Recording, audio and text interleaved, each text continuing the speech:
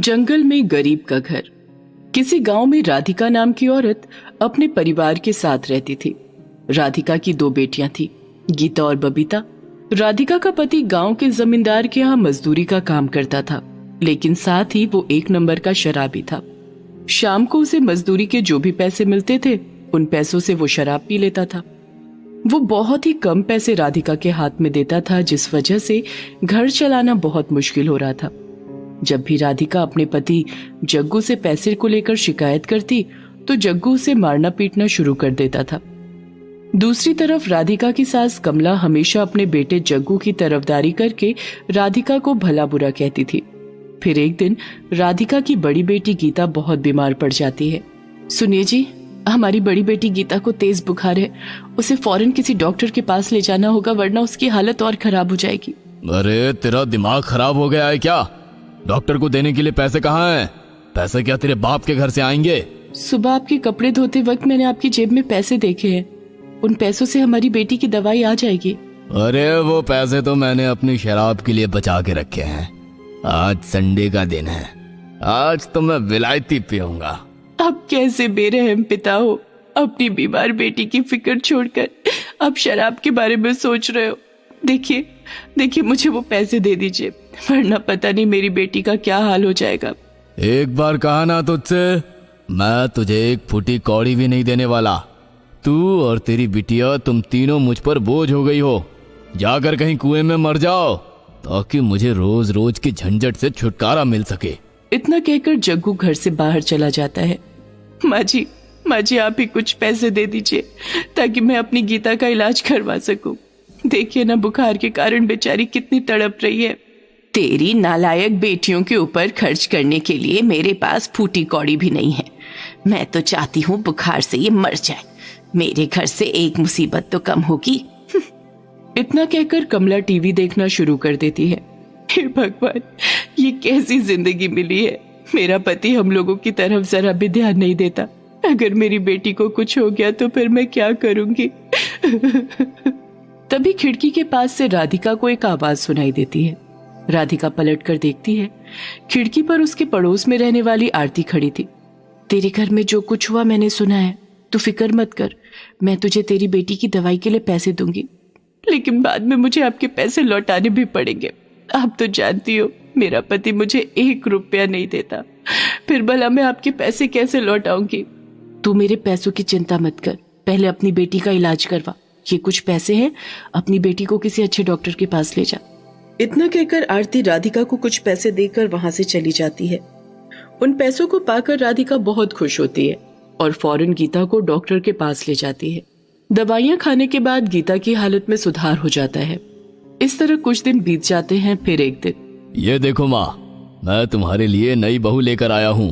अरे वाह बेटा, ये तो बहुत सुंदर है। हाँ माँ, साथ में ये 3 लाख रुपए भी लेकर आई है। अब हमें कभी किसी चीज की कमी नहीं होगी। तभी राधिका अपनी बेटियों को लेकर वहां आ जाती है।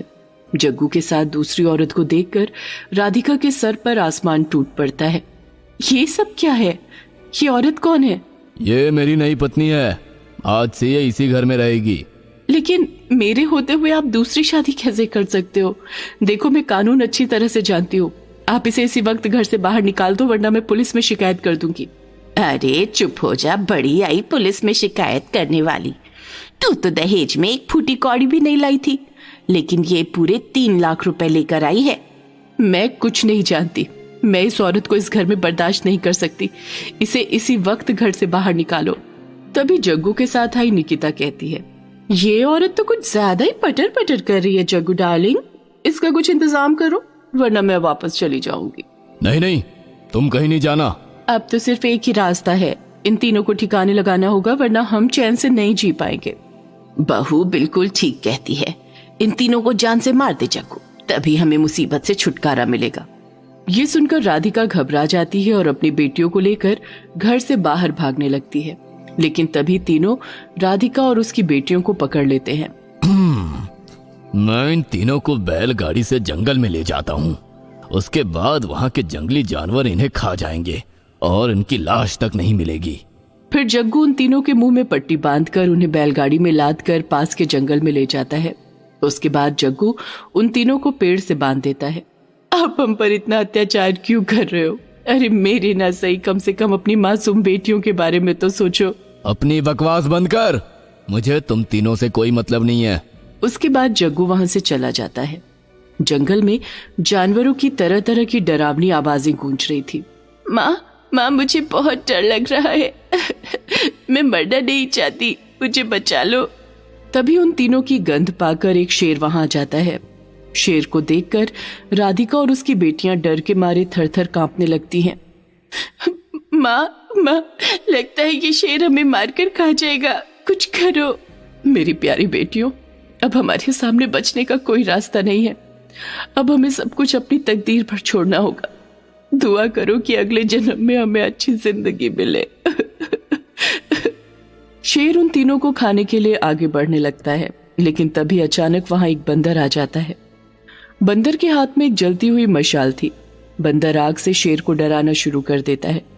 थोड़ी देर में शेर आग से डरकर वहां से भाग जाता है। उसके बाद बंदर उन तीनों की रस्सियां खोलकर उन्हें आजाद कर देता है। मेरे रहते तुम्हें और तुम्हारी बेटियों को घबराने की जरूरत नहीं है दीदी। अब तुम तीनों को कोई खतरा नहीं होगा। उसके बाद बंदर अपने कुछ साथियों को बुला लेता है। फिर वो सभी पत्ते और लकड़ियों से राधा और उसकी बेटी के रहने के लिए एक घर तैयार कर देते हैं। अरे वाह माँ, ये घर तो बहुत ही सुंदर है। अब हम यहाँ आराम से रह सकते हैं। हमें रहने के लिए घर तो मिल गया है, लेकिन हम खाना क्या खाएंगे? इस जंगल में तो कुछ भी नहीं मिलता। मेरे रहते तुम्हें फिक्र करने की जरूरत नहीं है बेटी। दीदी मेरे साथ चलो, मैं तुम्हें कुछ दिखाना चाहता हूँ। उसके बाद बंदर राधिका को एक कुएं के पास ले जाता है। उसके अंदर बहुत ही सुंदर और चमकदार फूल मौजूद थे। ये फूल बहुत ही अनोखे हैं। इनके रस से शरीर की बड़ी से बड़ी बीमारी आसानी से ठीक हो जाती है। इन फूलों का रस निकालकर शहर के बाजार में बेचना शुरू कर दो। उसके बाद तुम्हें कभी पैसों की कमी नहीं होगी और तुम अपनी बेटियों के साथ हंसी खुशी अपना जीवन जी सकोगी। हमारी मदद करने के लिए तुम्हारा बहुत बहुत शुक्रिया भैया। उसके बाद बंदर कुएं के अंदर उतरकर वहां से ढेर सारे फूल तोड़कर बाहर ले आता है। फिर राधिका सभी फूलों का रस तैयार करके शीशी में भर लेती है। फिर उन्हें शहर के बाजार में बेचना शुरू कर देती है। सभी बीमारियों की एक दवा, आओ आओ मेरी दवाई पीकर अपने शरीर की सारी बीमारी भगाओ। तभी एक बूढ़ा आदमी राधिका के पास आता है। बेटी, मुझे कई दिनों से खांसी हो रही है। डॉक्टर से इलाज करवाने के बाद भी मुझे आराम नहीं मिला। क्या तुम्हारी ये दवाई पीकर मेरी खांसी दूर हो जाएगी? हाँ, आप चाहे तो मेरी ये दवाई अभी आजमा सकते हो। उसके बाद राधिका एक शीशी बूढ़े को पकड़ा देती है। बूढ़ा उसी वक्त शीशी की दवाई पी लेता है। थोड़ी देर में बूढ़े को राहत महसूस होने लगती है। अरे वाह बेटी, मेरे गले की खांसी तो पूरी तरह ठीक हो गई। सच में तुम्हारी ये दवाई तो जादू जैसा असर करती है। ये रहे तुम्हारे पैसे। देखते ही देखते राधिका की दवाई की चर्चा चारों तरफ होने लगती है और लोग उसके पास लाइन लगाकर दवाई खरीदना शुरू कर देते हैं। फिर एक दिन, जी सुनिए, मैं भारत आयुर्वेदिक कंपनी का मैनेजर हूँ। मैंने आपकी दवाई की काफी चर्चे सुने हैं, इसलिए मैं आपको एक ऑफर देने आया हूँ। आप हमारी कंपनी के साथ मिलकर काम करिए। एडवांस के रूप में मैं आपको पूरे 50 लाख रुपए दूंगा और साथ ही हर महीने मुनाफे का एक मोटा हिस्सा भी आपको मिलेगा। इतना बढ़िया ऑफर सुनकर राधिका इनकार नहीं कर पाती और हामी भर देती है।